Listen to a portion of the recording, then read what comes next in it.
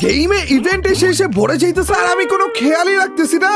এই দেখো hard rocker ring event, যেইখানে এই বান্ডিলটা আমাদেরকে দিয়ে দিয়েছে, কিন্তু আসল কথা হইতেছে এটা কিসের বান্ডিল এরকম কেন দেখতে?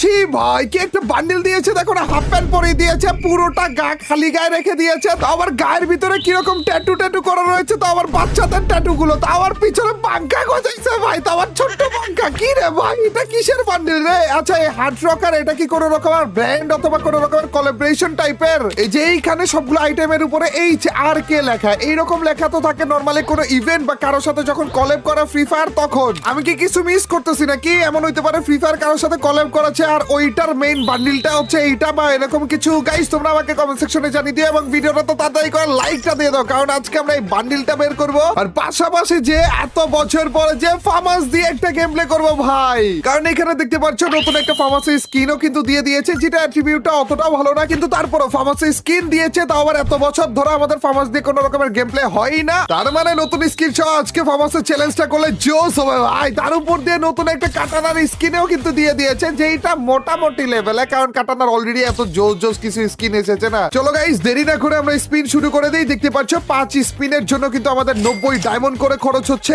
এখন দেখার বিষয় এটা টোটাল মিলিয়ে আমাদের কত ডায়মন্ড খরচ হয়। একটার পর একটা স্পিন আমরা করে যাব, দেখা যাক গাইস আমাদের কত ডায়মন্ড খরচ হয়। প্রথমে 10, তারপর 5টা টোকেন আমরা পেলাম। আমরা কিন্তু চাইলে ডিরেক্ট ফার্মাস অথবা কাটানা অথবা বান্ডিলটা পেয়ে যেতে পারি, আর যদি আমাদেরকে ডিরেক্ট না দেয়, প্রত্যেকটা স্পিনের মাধ্যমে যে টোকেন গুলো আমাদেরকে দিচ্ছে ওই টোকেনের মাধ্যমে কিন্তু আমরা এখানে এক্সচেঞ্জ করে করেও নিতে পারবো। এক্সচেঞ্জ করার জন্য আমাদের কাটানার জন্য 50টা টোকেন লাগবে, ফার্মাসের জন্য 150টা টোকেন লাগবে। কি রে ভাই, এটা কি এতটাই স্পেশাল কোনো গান স্কিন নাকি 150টা কেন? আর তার উপর দিয়ে ফালতু মার্কে একটা বান্ডিল দিতে ভাই আমাদের 200 টোকেন লাগবে। চলো একটার পর একটা স্পিন আমরা করে যাই, কোন রকমের সময় নষ্ট করে তাড়াতাড়ি করে আমরা স্পিন করে যাইতেছি। কয়েকটা স্পিনে আমাদের মোটামুটি ভালো লেভেলের টোকেন দিচ্ছে, যেমন এখানে আমাদের কয়টা টোকেন, 2টা 3 4 5 6, মাত্র 6টা টোকেন দিয়েছে। আবার এই স্পিনে দেখো কত বেশি টোকেন দিয়েছে, 5 3 8 9 10 11, দেখেছো এক একটা স্পিনে এক এক রকম করে টোকেন দিয়ে বেড়ে। ও দিছে দিছে, আরে আর কাটানা কেন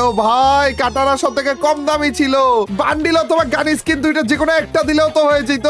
ইসি রে, যদি বান্ডিল দিত আমাদের 200 টোকেন বেঁচে যেত, যদি আমাদের ফার্মাস দিত বা গান স্কিনটা দিত তাহলে 150 টোকেন বেঁচে যেত। কাটানা ধরা দিছে, কাটানার তো মাত্র 60 ডায়মন্ড ছিল, ডায়মন্ড বলতেছি টোকেন ছিল আর কি। এন্ড এরই সাথে কিন্তু আমাদের 200 এর মতো টোকেন জোগাড় হয়ে গিয়েছে, বাট আমাদের ফার্মাসটা নেওয়া লাগবে, যার কারণে আমরা স্পিন ইচ্ছা মতো কন্টিনিউ করে যেতেছি। টোটাল মিলিয়ে 350 টোকেন লাগবে আমাদের ফার্মাস এবং বান্ডিল।